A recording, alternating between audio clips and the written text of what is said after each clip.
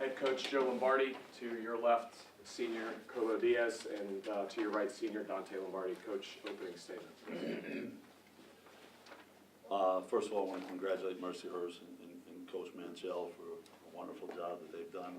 They've really responded well after losing last Saturday. Had to be the only program in the country that have to run back play it again, run back the conference championship and play the same two teams the following weekend. So, don't know if we can do something about that in the future, but that's for another discussion.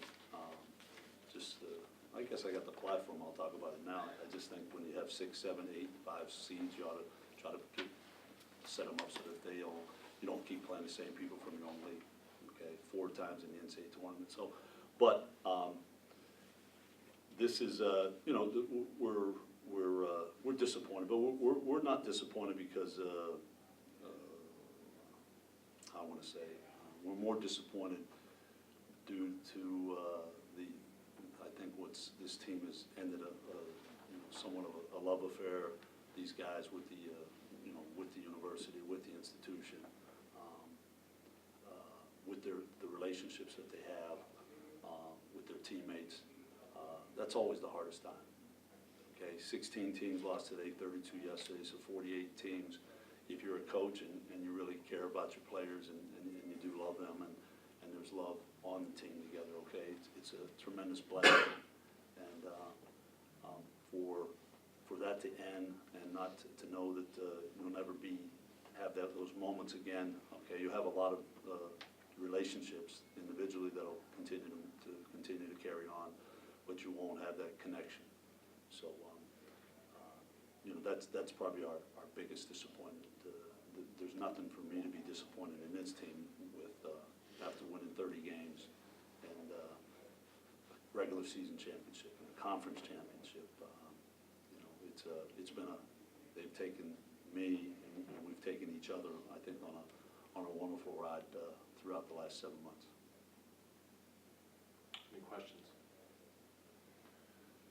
Coach, how would you characterize the way you guys played today? Would you say this was your biggest game of the year, and you probably played one of your worst games of the year? How many big games are you allowed to have during the course of the year, Tony?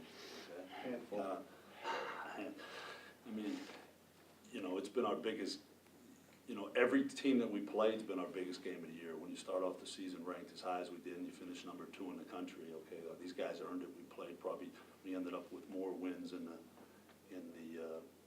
regional. When they went to see what the record was against the regional, we were 7-1 against the teams in the field. Okay, so I can't imagine anyone's ever done more than that. Okay, and that's from we beat the best team in the CIAA.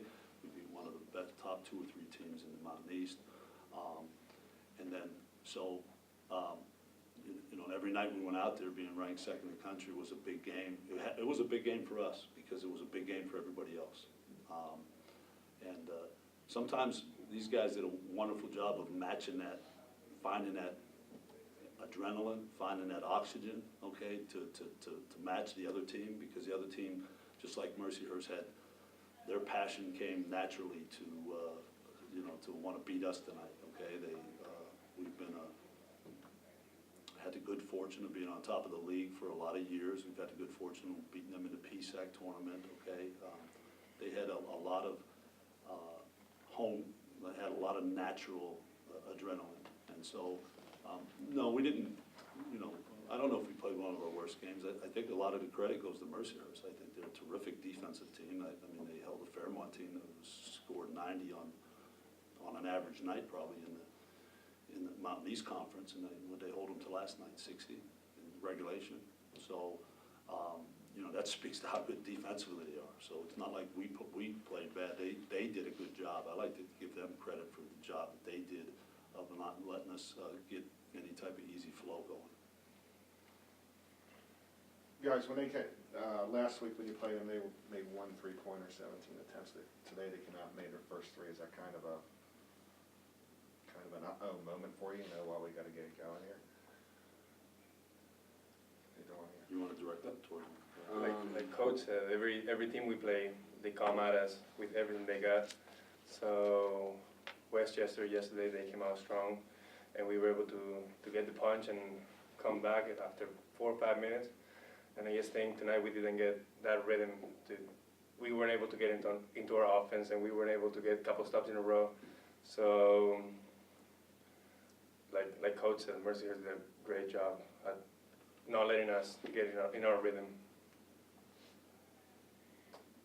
Dante, defensively, were they doing anything differently this time than they've done in the past, or was it all pretty much just them doing what they do? No, they played pretty similarly. They try to take you out of a lot of things, and they switch.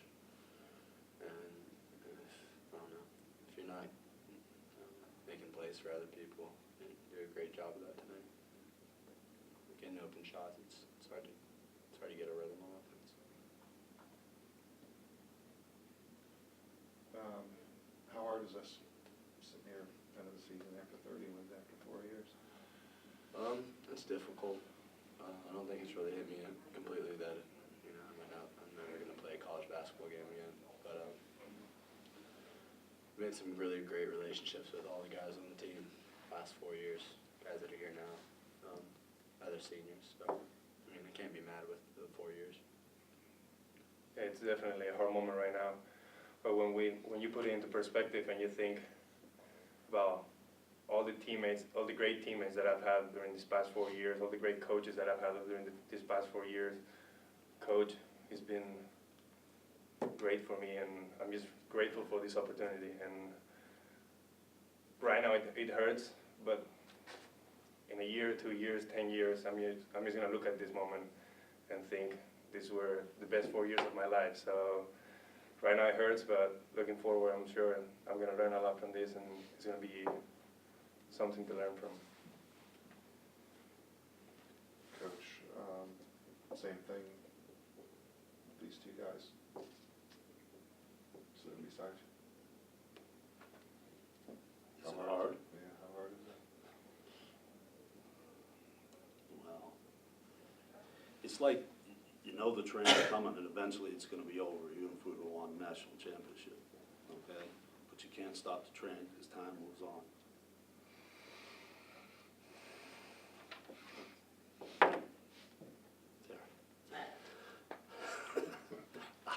I was good for in the locker room, I was good for 20 minutes, Tony.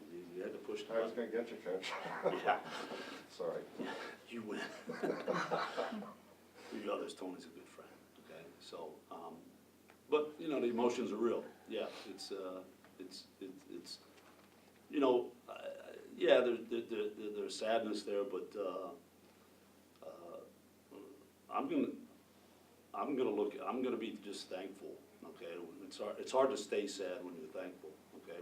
When you have a heart of gratitude and just look at it say, just stop and say, what, yeah, we wanted to win it all, but geez, oh man, what great moments that we had throughout this year, what blessings that we had, okay? And, I just want to give, glory to God and be thankful for all the positives and gifts, which these two are, rather than say, man, I wish we could have made a few more shots, I wish we could have got a few more calls, okay? That's not really giving glory, okay? Being grateful, and as Kobo said the word grateful, that's one of the pillars of our program, and we have to live it. We have to live those pillars even when we're not, when life doesn't send us, give us the, bed of roses. And I certainly know, I don't want one person in the world to feel disappointed for me or for our guys, okay? Their cup has runneth over many times over. So these guys here are, I think, two of the most fortunate guys in college basketball, with all the individual accomplishments they had, all the opportunities to win 100 games. And, I know when they both signed up 4 years ago, they couldn't have hoped for a whole lot more. Anything else? Thank you.